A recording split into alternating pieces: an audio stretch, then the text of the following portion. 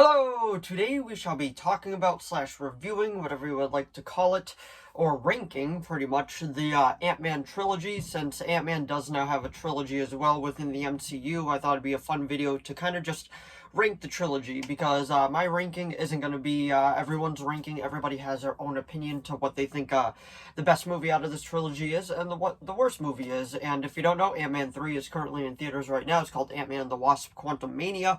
So it's not on any digital platform yet, but if you have seen it, let me know where it ranks within the trilogy. But anyway, without further ado, shall we begin? So I'm going to be doing more of these type of videos because I want to put out like more Marvel content too, because I am a fan of both sides. I do usually lean towards DC a bit more, but I still want to do like reviews and just general Marvel stuff because I am a fan of both sides. I still have a complete MCU collection, which I have over there, and just Marvel in general. But anyway, this is going to be from my least favorite to my absolute favorite movie from the Ant-Man trilogy. This isn't encompassing the rest of the MCU because there's still like just so many movies within this universe, but I feel like this is an easier way to talk about just a small portion within the MCU. But anyway, coming in third place, for me at least, this probably won't be everybody's list, and that is Ant-Man and the Wasp. This is the second one within the trilogy.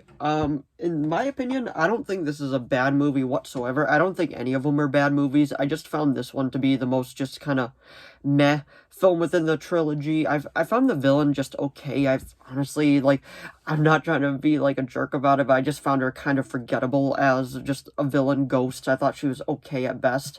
And besides that, Walton Goggins is in this too. So is Lawrence Fishburne, and it's an okay film. It's not great by any means, in my opinion. There's a few cool scenes, which you gotta admit, when he comes out of the water, huge. Yes, that is cool. But I just, like, the end fight scene in this, I can't even tell you what the end fight scene is right now. The last time I watched this was right after it came out again to DVD and Blu-ray, is when I decided to pick it up, and I gave it a rewatch. And honestly, it's an okay film, but I find it the most forgettable. The villain is, I wouldn't say the weakest villain within the MCU, but I don't think she's a great villain whatsoever. But Wasp does have a few cool scenes in this, and if you do know who Michael Cerveris is, he also played in Gotham as Professor Pig, but he was also in the Fringe series as one of the observers, I believe they were called, and he has a quick cameo in this, so it was actually really cool to see him just pop up in this because I did not expect him to be in it. But Lawrence Fishburne, they kind of forgot about his character when they came into the third one, but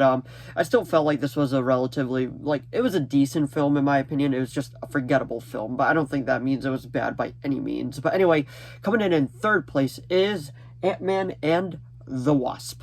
So, coming in second place is Ant-Man, the first one. I felt like this was actually a really, there we go, get it without the glare. A really fun origin type of film. Like, I enjoyed it. I thought it was a whole lot of fun. Paul Rudd is great in this entire trilogy. Like, he has great comedic timing, and origin films are either a hit or miss for me. I either absolutely love them or I think they're just okay. And this one, I feel like, really just nailed the vibe they were going for. It was a lot of fun. It was cool seeing him training, and his, well, accomplices, but Michael, I can't think of his name, but the main guy that, not the main guy, but the one that recaps everything, he is great in this. Like, he is one of the best parts of the Ant-Man trilogy, and that's why it did bum me out to see him not in part 2, well, part 3, I should say, but, he's great, and the way that he recaps everything, like, he is one of the absolute best parts of this entire, 2 films, because he's not in the third one, which, does kind of suck, but, David Malin is in it as well, and he's like the Baba Yaga, as he called Ghost in the second one, and then this one, like, he's part of the crew, and he's like the Titanic movie, very sad.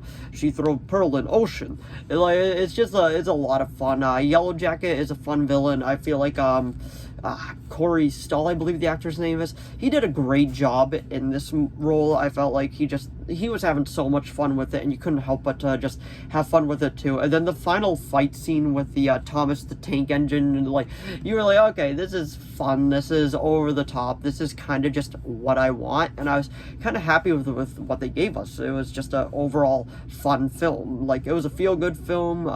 You kind of got to see just Scott's perspective from being just a thief to a hero, and I really like that. And they did dive a little bit into Hank Pym's like past, because if you don't know, in the comics he is kind of just an abusive jerk to the girlfriend, drunk and everything, and to see like kind of some of that but not all of that, and this was actually well done. I enjoyed it. I'm glad that they didn't go full on with how abusive he was, but they did give you little glimpses at it, because I feel like that's the best way to go about it without going full blown like, oh yeah, he's an abusive jerk.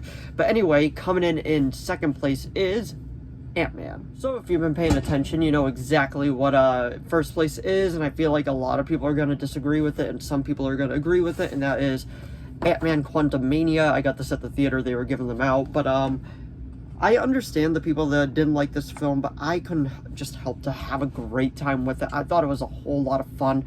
I thought Kang was honestly the best villain out of the entire trilogy, in my opinion. And, well, yeah, out of the trilogy so far, because he was menacing. He was just pure evil in its finest form. And Jonathan Myers, or Mayers, I'm not really sure how to pronounce it, he does a great job in this role. I can't wait to see what he does. I loved exploring the quantum realm. Now, you can make the argument, yes, most of this movie is just behind a green screen, and that is true, but I feel like they still go about having it in a fun way, and they even sneak in David Dastmalin in this, use the one of his helpers from the last one where he was like the Baba Yaga, that one, but yeah, he plays a different guy, the one that always wants just holes and all that. Like, how many holes do you have? How many holes do humans have? Like, I just thought it was an over-the-top fun film. I know a lot of people are just crapping on what MODOK looks like, but honestly, like, there is no way to make that character look good from comic book to screen, in my opinion, and I feel like they went about it in the best way possible.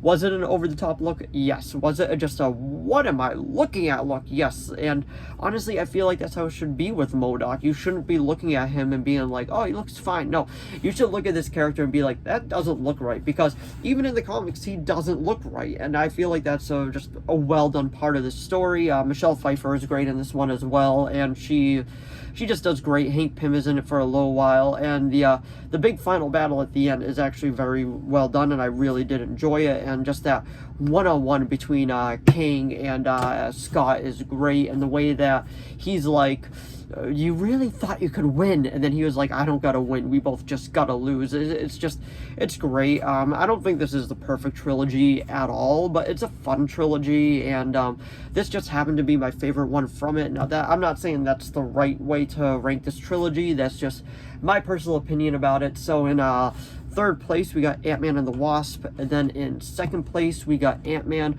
and now in first place, for me at least, is Ant-Man and the Wasp Quantum Mania.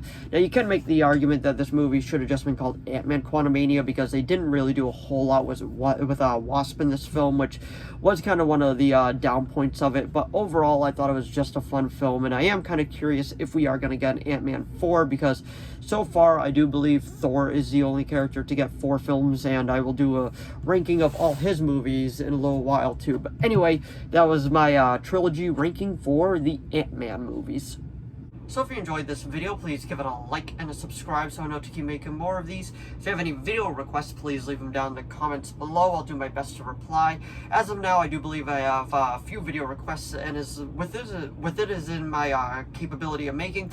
I will be making it, but just give it a little while for the videos to come out. I'm going to be trying to upload at least every other day, but I can't say anything official to what I'll be doing because it just time gets away, it just gets super busy. But let me know what your ranking is of the Ant-Man trilogy down in the comments below, because everybody's gonna have their own opinion on which one is the best one, and that's the best thing about like movies. They're very divisive and they're just a whole lot of fun to talk about. But anyway, thanks for watching as always, and I'll see all of you in the next video. Bye.